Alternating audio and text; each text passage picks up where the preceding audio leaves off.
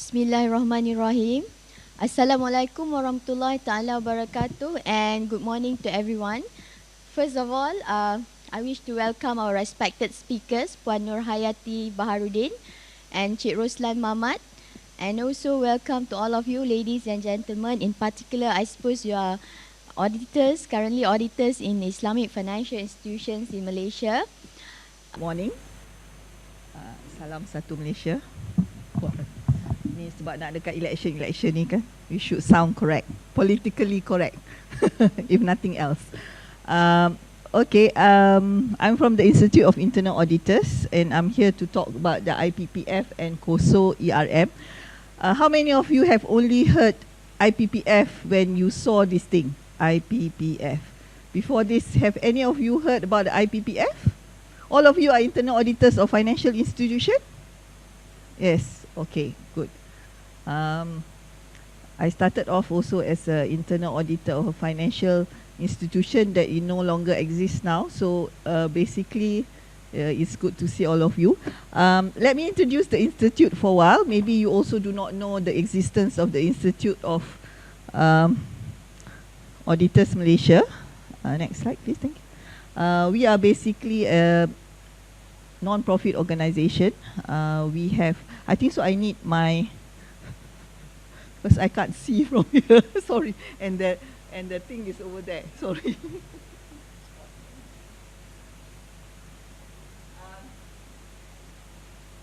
We were established in 1947. When I first started internal audit, it was basically a lot of ticks and, you know, red pens, green pen. Nowadays, no one use red pen and green pen anymore, kan? So, but now I think so. As we go forward, especially after the financial crisis, there was a transformation as to what internal auditors are supposed to do. Next. So, first of all, I think so. When I first started, it was down there somewhere, where we do the tickings, and all you do is tick, audit, kan? All you do is tick, audit. And then later on, we started looking at other things like business partnership. How do you basically advise management as to how to improve business processes?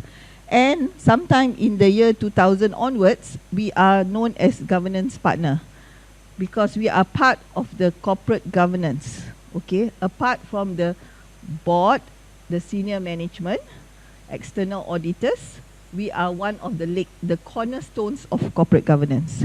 So we play a bigger part in the organization. We are just not looking at controls.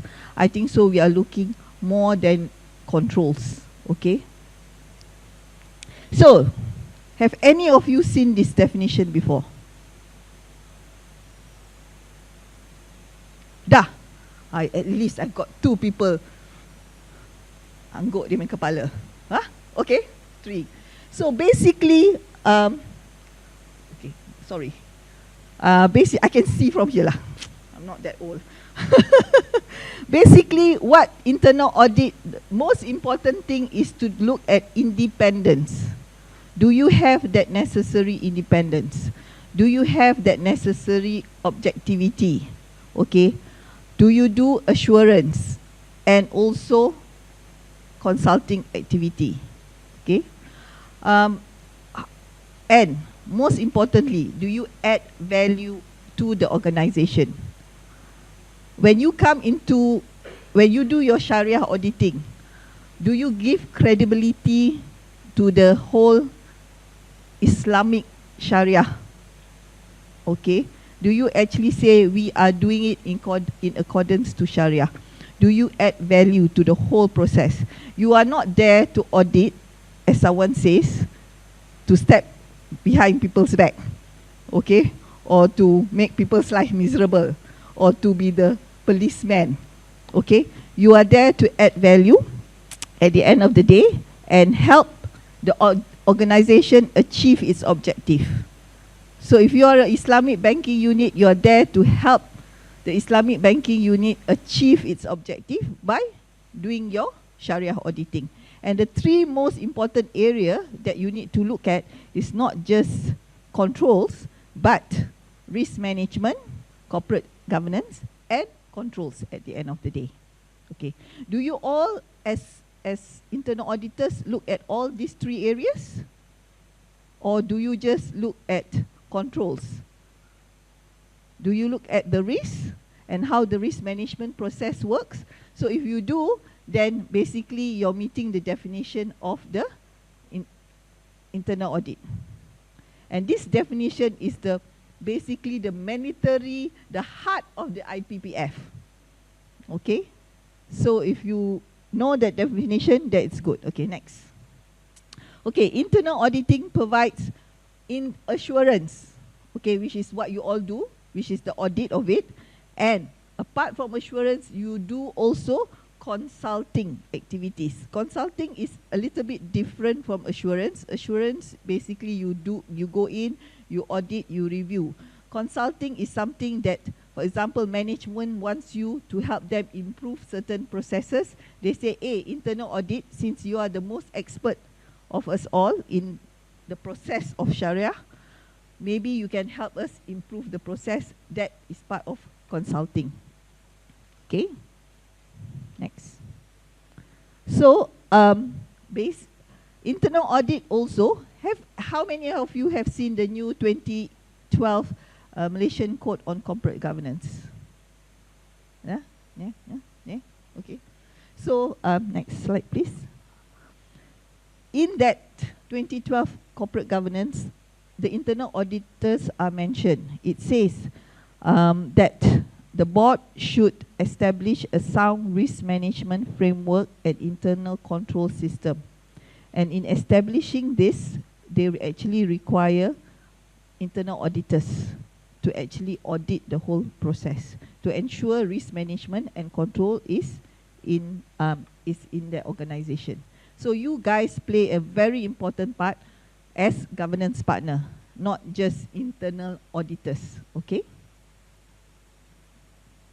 And the board should establish an internal control function which reports to the audit committee. So at the end of the day, to establish the independence and objectivity, you need to report to the audit committee. How many of you don't report to the audit committee? All of you do, okay? Especially banks. Thank you. Okay, this is how the IPPF looks like. I know I've got a copy somewhere.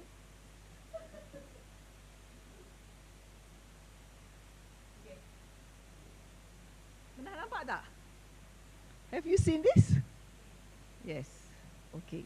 This is actually the 2011 version. There's a new version that came out, which is basically the 2013 version. And we have not produced it yet, but it is available in our website. Okay. So IPPF is divided into two. One is the mandatory guidance, and the other one is called the strongly recommended guidance. So the mandatory guidance is done by the definition. We also have a code of ethics, and on top of that, we have most importantly, the standards. So when you do your Sharia audit, it must be aligned to the standards, preferably. Okay? It is not difficult, the standards. It starts with standard 1000 and it ends with standard 2600.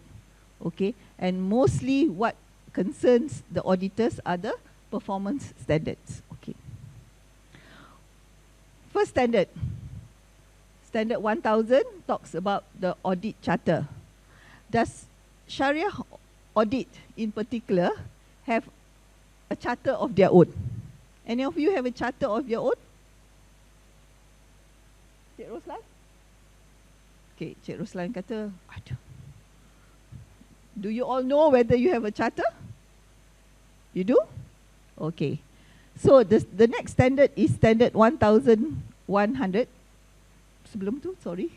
Which says that the internal audit activity must be independent and internal auditors must be objective in performing their work. Independence is very, very important to internal auditors. So if you are being influenced, then you are not being independent. Okay, independence is given by you reporting to the audit committee, versus objective is actually your state of mind. When you do your work, do you actually say, ini kita punya kawan ni, kita tak apalah, kita just cincai-cincai saja, tak payahlah tengok dalam-dalam sangat kan, that sort of thing. Okay, that is the objective, how objective you are, versus independence is basically your position in the organisation reporting to the audit committee. Next. So, organizational independence is given to us by the audit committee, and it is done because they do all of this.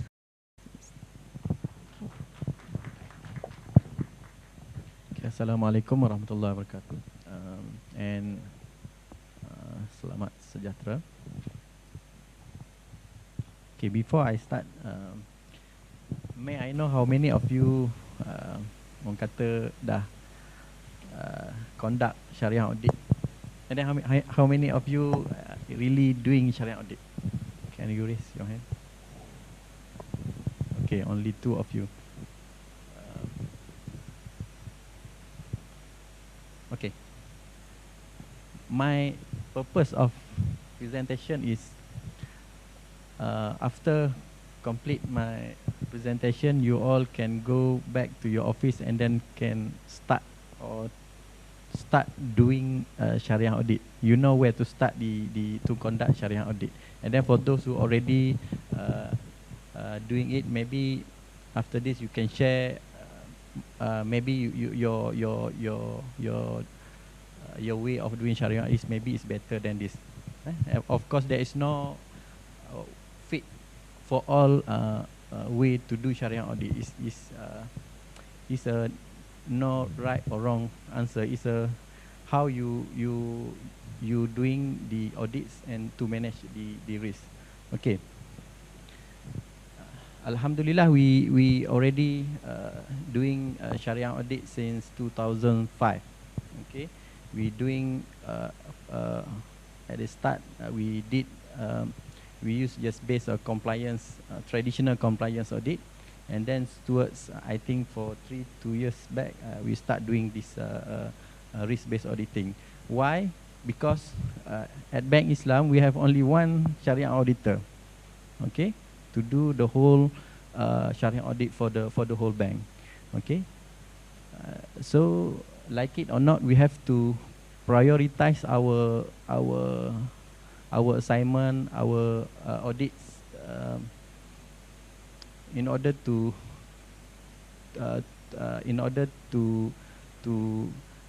complete the Sharia audit for the whole organization. Okay. Okay, I'm going to cover 7 areas: governance, Sharia audit rules and responsibility. Okay, the third one is the most, I think, the most important part is the process and the methodology. And then little bit I will touch on the scopes and coverage. And then number 5 is challenge in doing Sharia audit. And then I will share with you major issues in managing Sharia risk. And then last but not least is BNM's minimum expectation, Bank Negara minimum expectation Sharia audit. This is a typical governance structure, more or less similar with the governance framework from Bank Negara. Okay, we have 5 functions there. In order to manage Sharia risk, we have to have these 5 functions. Okay, this is our Sharia governance reporting structure, Bank Islam. Okay, we have an internal audit there, reporting direct to audit committee, and then we have a dotted line to Sharia supervisory council. This is Sharia committee lah. Sharia committee, we have a subcommittee of Sharia review committee, and then we have zakat committee, and then the Sharia division consists of Sharia review function, Sharia research function, and then Sharia secretariat function. They report direct to Sharia supervisory council. And then we have another one is Sharia compliance risk. Okay, Sharia compliant risks have to report to two different heads for the time being at Bank Islam. One is to the risk division, and then another one is to the Sharia division. Of course, in the Sharia governance framework, okay, it's very clear stated that the Sharia risk should be independent from the for the whole process, banking process. Okay, basically our role is to ensure, to give reasonable assurance that the bank's Sharia governance structure and process is effective. Okay, the effectiveness and efficiency of the internal control system, how Sharia risk is managed, how effective is managed within the bank, and then the third one is the compliance awareness, Sharia compliance awareness within the organization. And then we also have to give reasonable assurance on the bank's activity and operation. We have to make sure that the operation is compliant with Sharia requirements. And then the last one is timeliness and effectiveness of Sharia non-compliant reporting. So this is the basic, the main roles and function of the Sharia audit. Okay. In order to manage the risk, Sharia risk, we at Bank Islam, we adopt the 3 lines of defense. Okay. First one is first line of defense is a risk owner or risk taken. This is basically a business unit or our auditee. Okay, they are the first one who responsible to division. Okay, so basically kerja audit ni is very simple. We have to make sure that first line of defense buat kerja and then second line of defense buat kerja. That's it. Okay, very simple. Sorry. Okay, this is I think the most important part, the process or methodology. So we at Bank Islam, we adopt the risk-based methodology because we have limited resource. So we have to prioritize our job. First one, we look at the criticality of the risk exposure. Okay, Sharia risk exposure. After this, I will explain how we identify the risk and how we prioritize the risk, the Sharia risk. I mean, the second one, we look at the quality or adequacy of control and risk mitigants in order to manage the critical risk lah. Okay, and then third one is management of Sharia risk as a whole in minimizing potential loss. Okay. Okay. Before I go further, let us look at understand the definition of Sharia risk. Everybody talking about Sharia risk, but then apa tu difference? Everybody have their own interpretation of Sharia risk.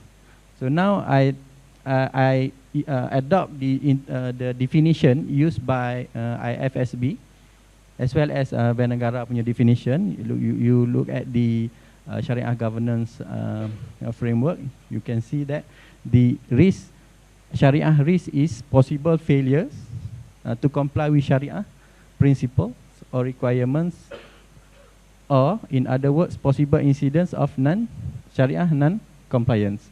So whatever action or process which is not comply with the Sharia requirements is considered as Sharia risk. Okay, what is Sharia principle or requirements? Okay, based on governance framework, Sharia principle, they refer to Sharia rulings or decisions issued by Sharia Advisory Council of Bank Negara or Security Commission if your bank's having corporate investment banking products, then I think we should also take into consideration the Sharia Committee of Security Commission, as well as the decision or rulings by respective banks, financial institution. Okay, this is the Sharia risk. Okay, knowing the risk, we have to understand also the internal control. What is the internal control? Internal control is actually is basically action. Any action, sorry.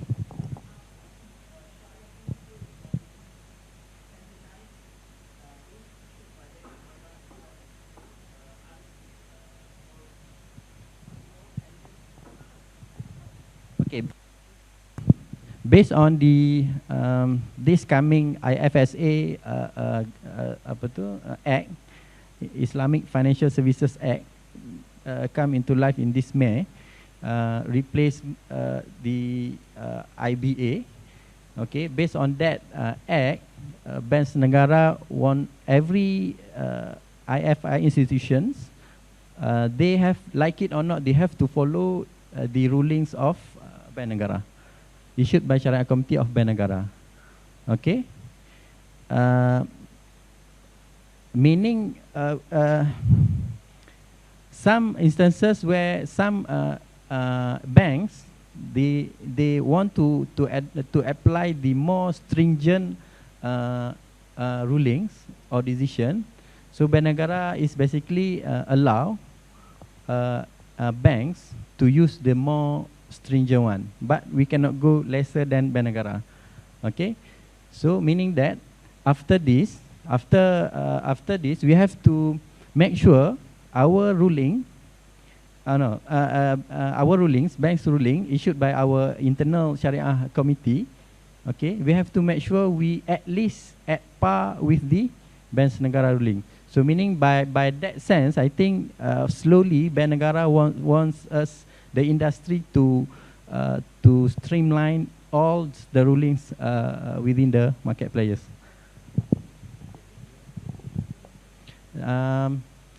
First is expected to be in this May, but then I get to know that they want to little bit extend the implementation date, because they are currently consulting the all IFIs because some of them maybe have difficulties to adopt the new rulings. Do I answer the question? Okay, thank you. So internal control is basically anything, any action taken by management, board, and other parties to manage risk, and then risk is always linked with the of the achieving of the objective, corporate objective. It includes management plans. Management will plans, organize, and direct performance of the sufficient action to provide reasonable assurance that the objective and goal will be achieved. Okay. When we design the control, we have to make sure the control, the end result of the control is to increase the likelihood of achieving the corporate objective. If we have more control, sampai we cannot make sales or affect the customer service, I think that control is not good enough, because at the end of the day you cannot make sales you drop, or customer service you out because of too many control. So we have to design control just nice to manage the risk. So that's why we have to understand correctly the risk, so that we can design control nicely. Okay. Okay. When talking about the internal control, okay, in order for us to access the control, we have to have a tool. Okay. Tool. We can use Bank Islam. We use we call it MASA, Management Awareness Self-Assessment. It's just a control RCSA, control self-assessment. It's something like that. Just a list. Maybe I can share after this lah. how the tools look like. Okay, we identify the risk, and then we develop the risk profile. What is the risk profile of the depends lah. If we audit the process, and then risk profile of that process lah. If we audit the whole products, then the risk profile of that product, and then we translate into the tools, and then tools will be used by the first line of defense, second line of defense, and maybe third line of internal audit can also use that profile. Okay, and then we have to have a control environment. Control environment is basically, kalau nak mudah, is a soft control. Okay, it's about competency, it's about awareness of a particular unit or auditees. They have to know what exactly, they have to have a compliant culture. I think that's the suitable word. They have to have a compliant culture. If we have a good control, hard control, but then our staff don't care about the compliance to Sharia, then the whole control will be collapsed. And the third one is control activities. Control activities is basically a hard control. We have procedures, we have a system control, we have authority, approving authority and whatnot. We have at the control activities. Okay. And then the fourth one is the information and communication. Every new issues or new rulings come in, the top management have to communicate to the bottom, and then any issues identified at the bottom, we have to communicate. I mean, the two-way communication must be exist or effectively carried out, so that we can manage the risk entirely. We have to have a enterprise risk management, whereby not a single unit cannot manage the risk by on silo basis. We have to involve the whole, departments and organs of the organization. Okay, last one, we must have a monitoring function. Okay, monitoring function, we have to have a monitoring at the first line of defense, a respective head of division unit, or sometimes they create one unit, compliant unit, every each of the entity, depending of the size of the auditees lah, of the department or division. And then we have a second control at the HQ. Basically, Sharia review function is a second line of defense, or Sharia compliant risk management function. They also do a Sharia risk assessment. And then the third monitoring function is, of course, audit. Okay. Okay, this is our Sharia audit process. Basically, it's a typical audit process. We have planning, we have execution, audit execution, engagement, we have a reporting, and then follow up. Okay. I would say 70 to 80% of the effectiveness of the Sharia audit depends on the, I think 70 to 80% depends on the planning. Okay, if we do plan properly, inshallah, our assignment or engagement will be successfully implemented. Okay, there are two types of planning. One is annual audit planning, and then number two is audit assignment or engagement planning. Okay, during annual audit plan, normally we conduct annual audit plan basically at the last quarter of each financial year. And then how we okay, I think use this one. First of all, we determine or understand the audit universe. After this, I will share how we list down the audit universe, and then how we conduct the Sharia risk assessment. Okay, we list down all the Sharia